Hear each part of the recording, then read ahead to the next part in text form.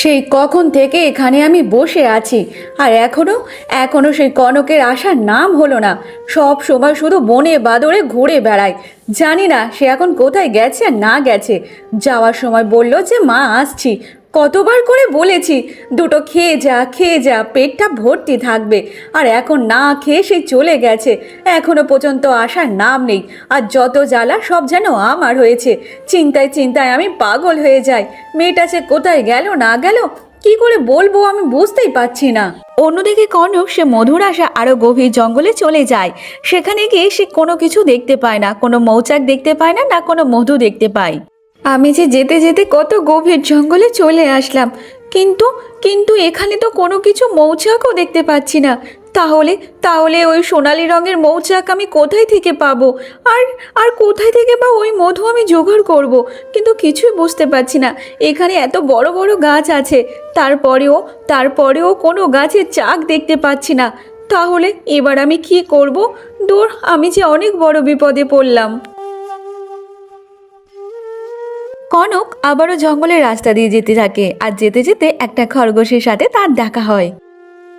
ওই কনক সই, কোথায় চললি রে এই গভীর জঙ্গলে? কোনোদিন তো এত গভীর জঙ্গলে আসতে দেখি না।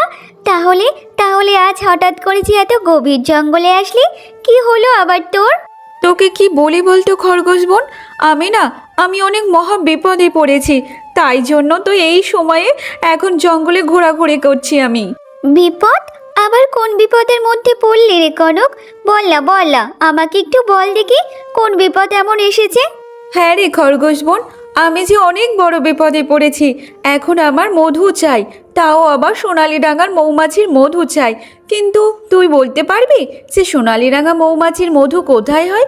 তাহলে আমি সেখানে গিয়ে নিয়ে আসবো। কনক সই, এ তুই কি বলছিস? এমন মৌমাছির তো নাম আমি কোনোদিনও আগে শুনিনি, এই প্রথম তোর মুখ থেকে শুনছি। কিন্তু কনক সই, ওই মধু দিয়ে তুই কি করবি বল তো দেখি?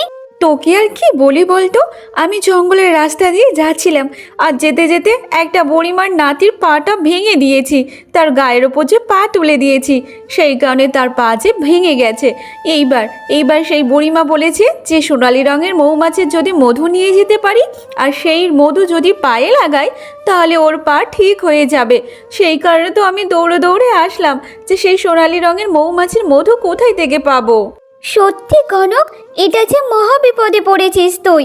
কিন্তু কি করে বলি বলতো, সোনালি রঙের মৌমাছির মৌচাক কোথায়?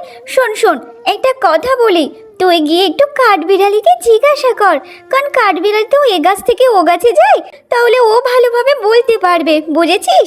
আচ্ছা ঠিক আছে খরগোশ বোন, তাহলে এখন আমি যাই। এবার আমি কাঠবিড়ালি বন্ধুকে জিজ্ঞাসা করি।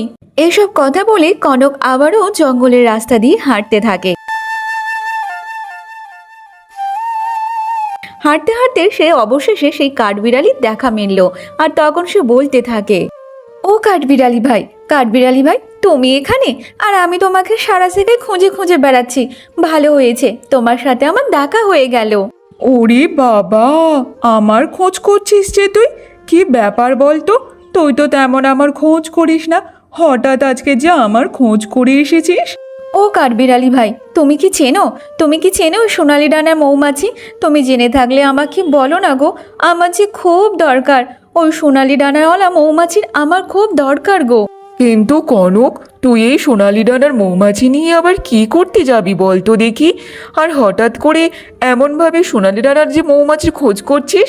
হ্যাঁ গো, সোনালি ডানার মৌমাছির যে মধু দরকার গো, সেই মধু নিয়ে বুড়িমার নাতির যে পা জোড়া লাগাতে হবে। আর আমাকে তাড়াতাড়ি তাড়াতাড়ি ওই মধু নিয়ে যেতে হবে। তা না হলে ওই বুড়িমার নাতি সারা জীবনের জন্য খোঁড়া হয়ে থাকবে। না রে কনক, আমি তো কখনো এমন সোনালি ডানার মৌমাছি কোনো দিনের জন্য দেখিনি। সব গাছে গাছে ঘুরে বেড়াই, কিন্তু এমন তো দেখিনি। তুই একটা কাজ কর, ওই সব জনতা হরিণ দিদিকে গিয়ে জিজ্ঞাসা কর, ও হয়তো বলতে পারে, বুঝেছিস? এইসব কথা শোনার পর কনক আবারও জঙ্গলের রাস্তা দিয়ে হেঁটে হেঁটে যেতে থাকে। আর সে যেতে যেতে আবারও সেই হরিণের সাথে তার দেখা হয়ে যায়।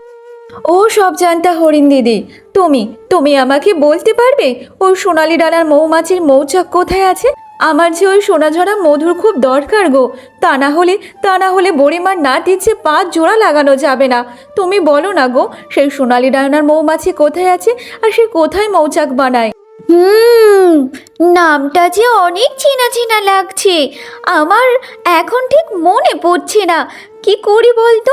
একটা কাজ কর কনক, তুই এইসবের ব্যাপারে একবার একবার প্রজাপতিদের কাছে জিজ্ঞাসা কর। ওরাই তোকে তোর সব সঠিক খবর দিতে পারবে। ওরাই বলতে পারবে এই মধু মৌচাক কোথায় থাকে না থাকে। একটা কাজ কর, তুই তুই চলে যা ওই গুচ্ছি বনে। ওখানে প্রজাপতিদের দেখা মিলবে, আর ওদেরকে তুই জিজ্ঞাসা করবি যে এই মৌচাক মধু কোথায় পাওয়া যায়।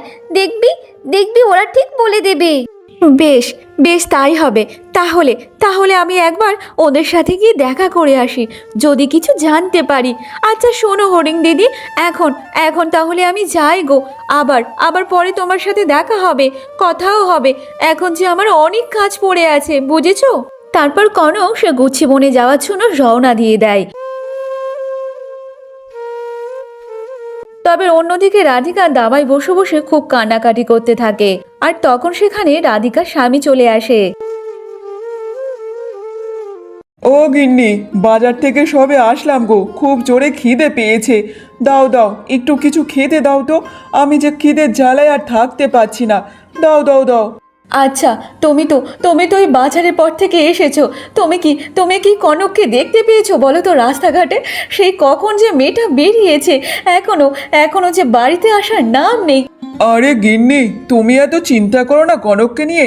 তুমি তো জানো ও যেখানেই যাক না কেন ঠিক সময় হলে চলে আসবে। তুমি ওকে নিয়ে অত চিন্তা করো না তো। আর দেখো, হয়তো এখানে সেখানে ঘুরে বেড়াচ্ছে। আর তুমি তো জানো তোমার মেয়ে কেমন, শুধু এই বাড়ি ওই বাড়ি জঙ্গলে ঘুরেই বেড়ায়। তুমি অত চিন্তা করো না, ও চলে আসবে। চিন্তা করবো না বলো তো দেখি? সেই মেয়েটা কোন সকালবেলা উঠে জল থেকে কলমি শাক তুলে নিয়ে এসে আমার হাতে দিয়েছে, কিন্তু তখন ওর মুখটা কেমন যেন দেখেছি, ফ্যাকাশে হয়েছিল। তাহলে তুমি বলো না আমি চিন্তা করব না? আর সেই মেয়ে ঘরে থেকে বেরোলো, কিন্তু এখনো তার যে আসার নাম দেখতে পাচ্ছি না বাড়িতে। তাহলে তুমি বলো তো দেখি, চিন্তার কি হবে না নাকি?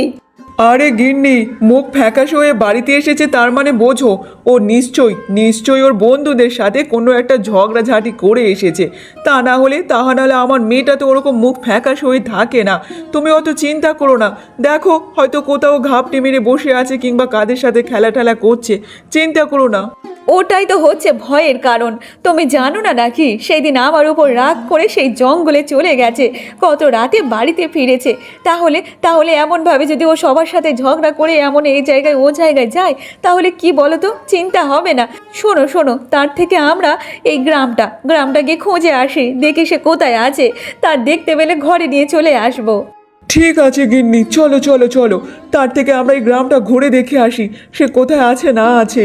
তারপর তারা গ্রামের মধ্যে কনককে খুঁজতে বেড়ায়।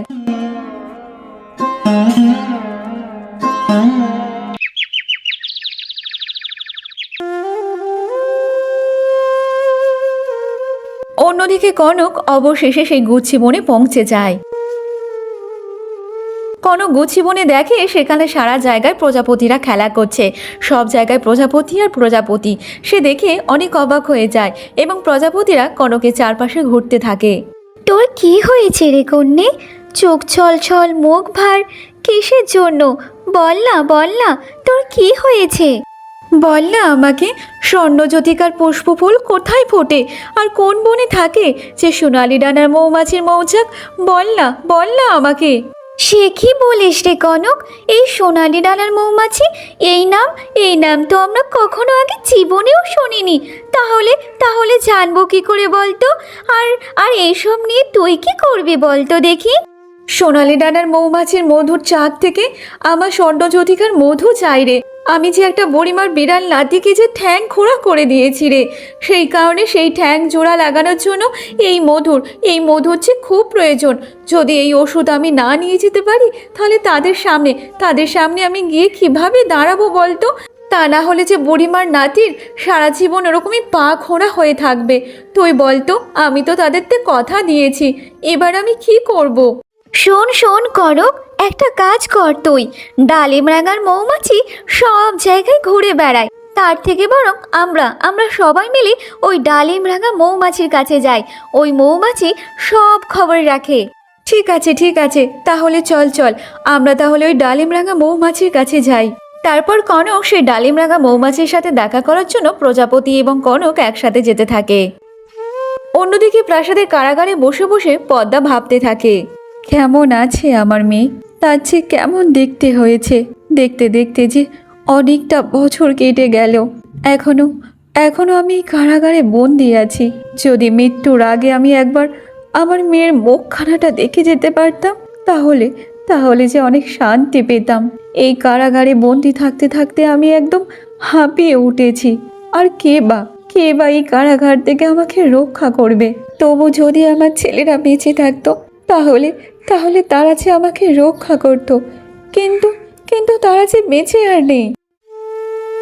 অন্যদিকে কনক এবং প্রজাপতিরা মিলে তারা ডালিম মৌমাছির কাছে পৌঁছে যায়।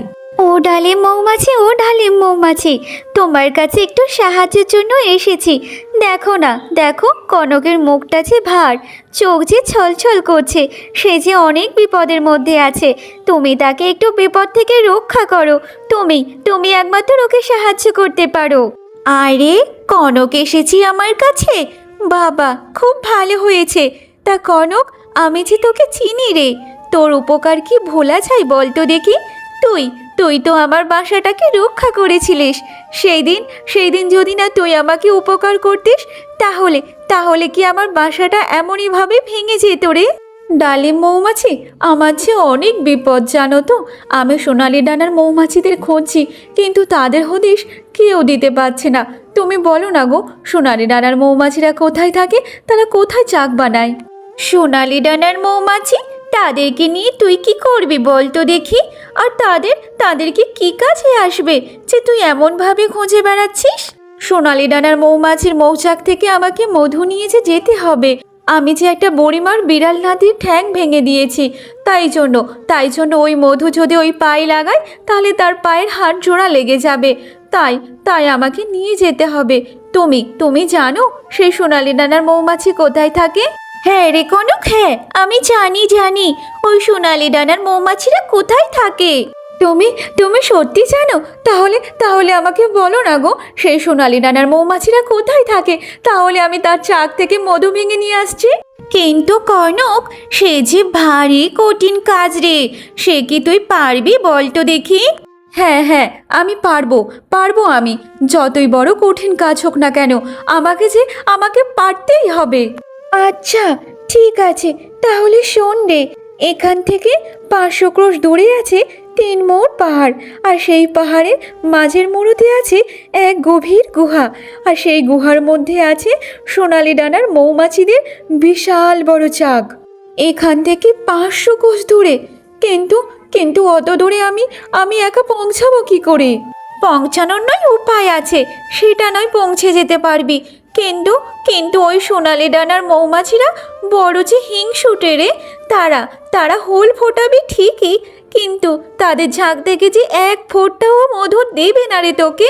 তাহলে ডালিম মৌমাছি, তাহলে আমি ওখান থেকে মধু কিভাবে নেব? কোনো তো উপায় বের করে দাও। উপায় তো বের করতেই হবে, তুমি চিন্তা করো না, আমি কোনো না কোনো উপায় বের করব। তুমি একটা কাজ করো তো, ততক্ষণে তুমি একটা তীর ধনুক বানিয়ে নিয়ে আসো। তীর ধনুক? ঠিক আছে, আমি এক্ষুনি গিয়ে একটা তীর ধনুক বানিয়ে নিয়ে আসছি। তারপর কনক সে তীর ধনুক বানানোর জন্য সবকিছু সরঞ্জাম করছিল। তো বন্ধুরা, আপনাদের কি মনে হয়, কনক কি সোনালি ডানার মৌমাছির কাছ থেকে মধু আনতে পারবে? তা দেখতে হলে অবশ্যই পরবর্তী পার্টের জন্য অপেক্ষা করুন।